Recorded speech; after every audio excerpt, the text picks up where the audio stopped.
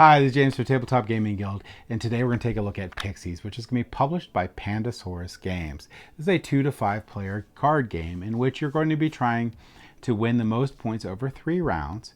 In each of those rounds, you're going to be trying to fill out your 3 by 3 grids, your 9 cards, as efficiently as possible. And the person with the most points at the end of the game is going to win. Let's go ahead down the table here, and I'm going to show you how to play Pixies, and then we're going to come back and I'll give you my final thoughts.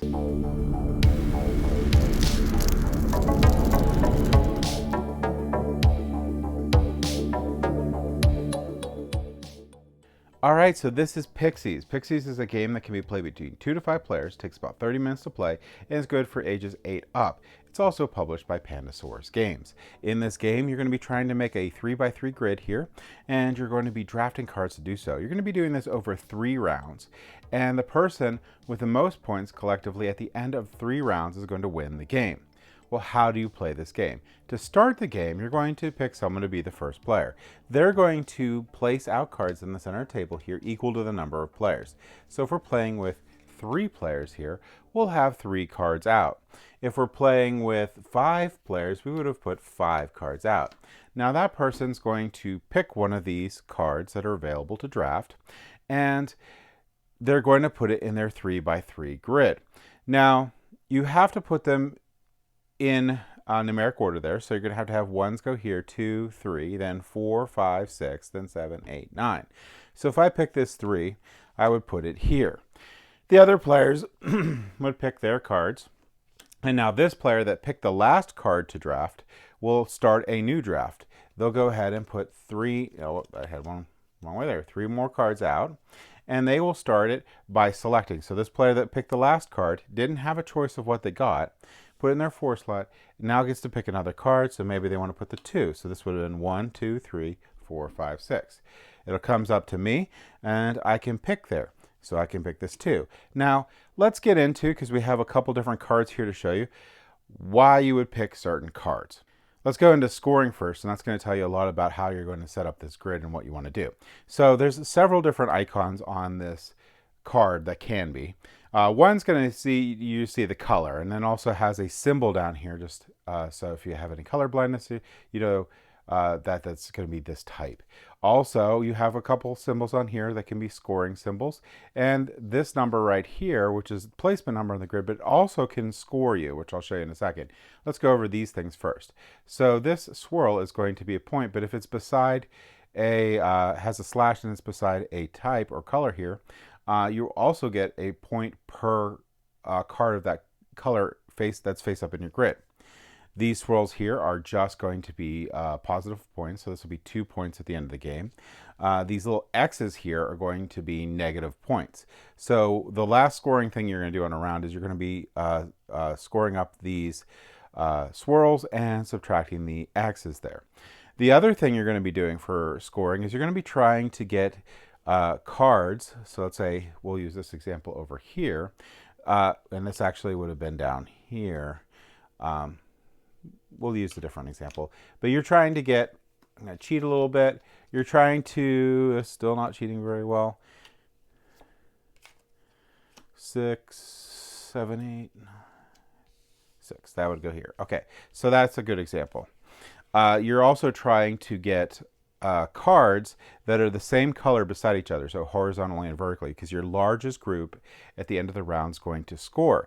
And each round that point goes up. So in the first round, each of these cards, so if I had 2 cards at the end of the round, they're going to be worth 2 points each, so I get 4 points for that. If it was round 2, I would get 3 points each, so I get 6 points for this. And if it is the final third round, I would get 4 points each, and I would have got 8 points for it. So that's one of the other scorings. The other scoring is sometimes you can score the face value of these cards. And the only way that you can score the face value of these cards is if you draft a card of the same number. If you draft a card of the same number, you can pick one of the 2, and you can flip it over. And now, at the end of the round, you're going to score. This is going to be the third criteria for scoring. You'll score the face value, in this case, 6. So I would have got 6 points for this card. Now, if I get another 6 drafting, and this has 2 cards in it, that is full, I would have to flip this card over, and I can place it anywhere open on my grid. And then in the future, so let's say a 5 comes out, I can place that on top of this card there and it'll score me its face value. I can't pick between those two if it's started face down. So that's the 3 scoring, and that's basically what you're going to be aiming for as time goes by. A different card here that I wanted to show you too is going to be, you have some of these wild cards here. So this one here is all the colors. This would count, so if I put this 3 here and I pick this one, this would count for these matching or these matching, but you only get the largest, or what you pick as the largest group for scoring at the end of the round. All right, so what's going to happen? We're going to keep on drafting. Like I said, if it comes back around to me, it's my turn. I pick this card because it's the last one there. Flip it over. I would put 3 more out. And pick another card here. So we'll put this 4 here.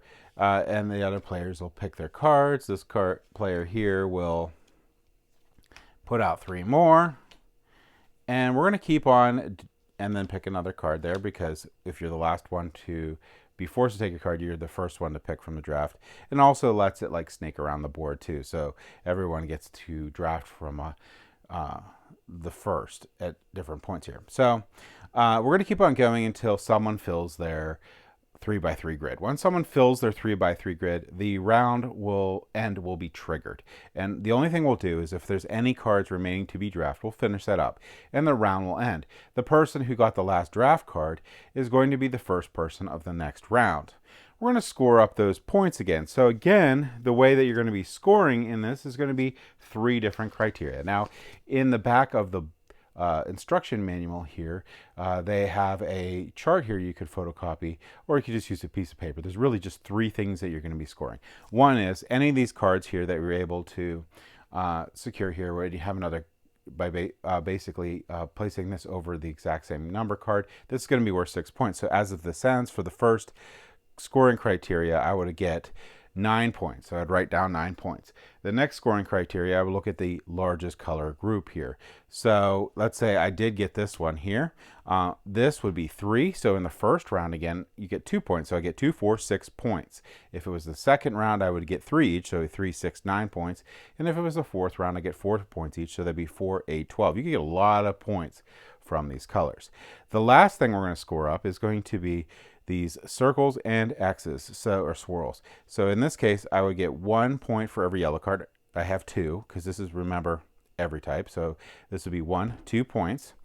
This one has 2 swirls on it, so it'd be 3, 4. This one has an X on it, so that would drop me down to 3. This one has an X on it, drop me down to 2. So I got 2 points. Then you add all 3 of those up, and that's your score for the round. Then you're going to clear out all these cards and shuffle back up the deck here. And the last player to have drafted a card from the previous round is going to start the new round.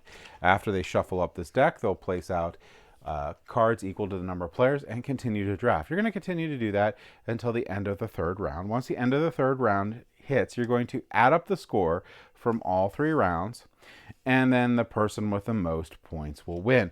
Now in this game there, if there's a tie, ties are friendly. You just both win. And that's going to be how you play Pixies. Let's go ahead, back up the table here, and I'll give you my final thoughts.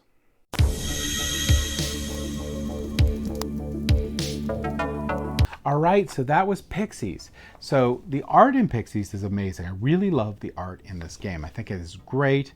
It's really fun.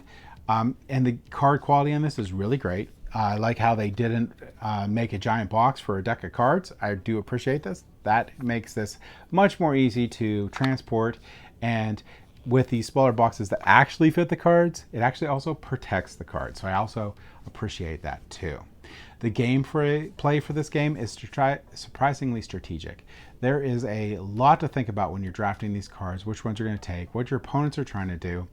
And you know, sometimes one might look really good for you, but you're going to take another one because it denies a lot of points to the other opponents here. So drafting is really fun in this game and a very strategic part of the game. Placement is also very strategic too. Am I going to try to get those bottom row of cards there, that 7, 8, 9 doubled up, so I can get those points, which is a good chunk, or I'm just going to go after the synergy stuff where I have the largest color. I get the bonuses for each type of color I have, getting a lot of those swirls to get other bonus points.